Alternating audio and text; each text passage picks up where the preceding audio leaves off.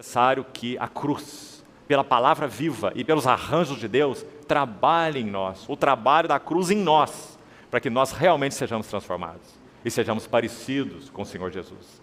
Senão tudo vai se limitar a sentimentos, tudo vai se limitar a experiências religiosas, ou tudo vai se limitar a ter um cabeção intelectual, cheio de conhecimento, mas nenhuma realidade espiritual. Não foi para isso que o Senhor nos chamou. Ele deseja nos transformar pela sua palavra. Então, irmão, não se esqueça, antes do trabalho da cruz em nós, tem um grande C. E a pergunta é enviada para mim e para você. Quer? Se alguém quer. Então tome sua cruz. Em outras palavras, ame a palavra, agarre as verdades ouvidas e peça ao Senhor que ela penetre fundo no coração. E sonde, ilumine, separe, divida, julgue, exponha, como nós já falamos. E deixe que o Senhor use as circunstâncias. Não acho que você está no casamento errado. Não há casamento errado. Nós é que somos errados. O Senhor quer nos mudar dentro de nossa relação conjugal e não nos levar a fugir dela. Quando nós fazemos isso, nós estamos ofendendo o Espírito Santo. Estamos dando coices no trabalhar de Deus. O Senhor deseja usar vida conjugal, vida familiar, vida da igreja. Não fuja dos seus irmãos. Temos que viver vidas compromissadas uns com os outros, senão não há chance de nós sermos transformados, queridos irmãos, não há. Efésios 3 diz assim, é junto com todos os santos que nós vamos compreender qual é a largura, qual é o comprimento, qual é a altura, qual é a profundidade do eterno propósito de Deus em Cristo. E vamos conhecer o amor de Cristo que excede todo entendimento. É junto com todos os santos. Que o Senhor nos livre de relacionamentos humanos apenas no corpo de Cristo. Porque gosto, porque é bom, aquele lugar é bom, lá os irmãos são assim, lá os irmãos são... Deus nos tem dado relacionamentos de vínculo no corpo de Cristo, para que nós mantenhamos-nos juntos, e o Espírito Santo use nossas vidas uns com os outros, para nos aparar. Todos nós precisamos ser aparados. Então, essa é a outra parte do trabalho da cruz. É o Espírito Santo usando circunstâncias. Vamos aprender a olhar assim nosso cônjuge. Nosso cônjuge, seja ele quem for, seja ele cristão ou não cristão. É claro que a palavra de Deus nos ensina, como princípio, que nós assumamos relacionamentos conjugais cristãos, no mesmo jugo, isso é muito claro. Mas se você creu no Senhor, e o seu marido ainda não creu, o que a palavra ensina? Permaneça na vocação em que foi chamado. A mulher cristã, não abandone o seu marido incrédulo, tão claro. Por quê? Porque Deus usa todas as circunstâncias na vida dos seus filhos para moldá-los. Para moldá-los. Que o Senhor nos ajude, irmãos, a compreender isso. Ele é bom, Ele é soberano, esse é o propósito de Deus. Mas nós reagimos de forma tão deficiente, não é? Sabe qual é o resultado? Ficamos inteiros, sempre fazendo nossa vontade, sempre andando do nosso jeito. Pessoas feias, egocêntricas. Nosso problema é sempre o outro, nunca somos nós. Ah, se minha esposa fosse diferente. Ah, se o meu marido fosse diferente. Ah, se minha família fosse diferente. Enquanto o Senhor está olhando para nós dizendo assim, ah, se você fosse diferente. Não é? Porque Ele deseja usar todas as circunstâncias para trabalhar a cruz em nossas vidas. Quando o Senhor arranja as circunstâncias, nós devíamos ter uma oração que nós não temos frequentemente. É a oração de Samuel. Fala, Senhor, que o teu servo ouve.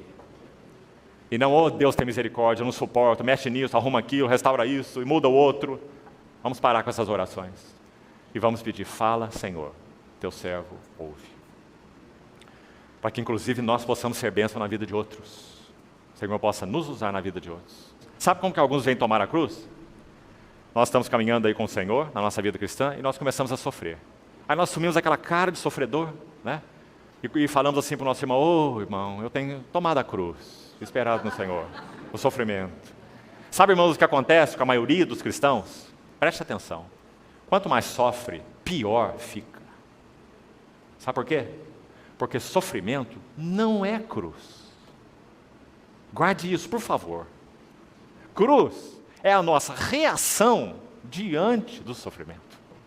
Em outras palavras, o sofrimento que o Senhor ordena em nossas vidas, Ele arranja. Ninguém precisa acordar de manhã e orar pedindo sofrimento. Eles vêm a nós a galope, de cavalo, não é? Mas o Senhor usa o sofrimento para fazer o que conosco? Para Jó 36, pela aflição lhes abre os ouvidos. Viu?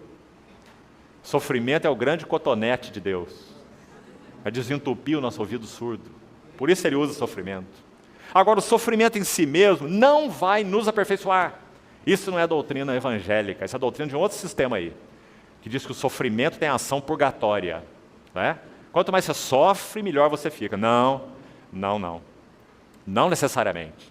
É a nossa reação ao sofrimento que vai determinar se ele significa a cruz trabalhando em nós ou não. Se nós nos dobramos, nos curvamos e beijamos a mão que trata conosco e oramos, fala Senhor, teu servo ouve, então o sofrimento vai significar sim, cruz em nossa vida. Porque o Senhor vai usar essa situação e vai nos transformar. E vai separar alma de espírito, juntas e medulas, e vai expor os pensamentos e os propósitos do coração, através do sofrimento. Graças a Deus. E a mesma coisa com relação à palavra. A ação da palavra também não é compulsória, obrigatória. Por trás da cruz sempre tem um se.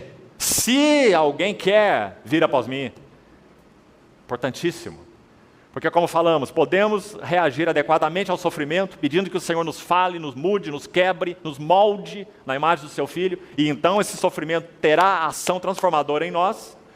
A mesma coisa a palavra. Quando nós ouvimos a palavra do Senhor, e o Senhor fala ao nosso coração 24 horas por dia, Ele usa tudo para nos falar, Ele nos fala pelo seu Espírito, nos fala pela unção interior, nos fala por um irmão, nos fala pela Bíblia, nos fala por um livro, nos fala por uma meditação, nos fala por uma palavra que memorizamos e guardamos no nosso coração. Deus fala, fala, fala e fala, em todo o tempo. Nós é que não temos ouvido.